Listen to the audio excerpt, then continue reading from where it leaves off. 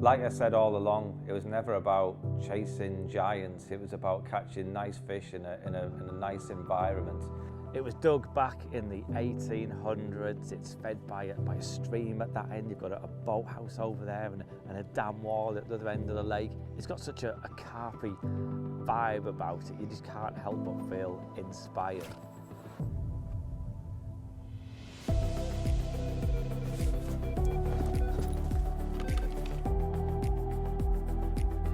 I'm looking forward to putting what I've learned this session into practice on my next session, and hopefully we can achieve a better result.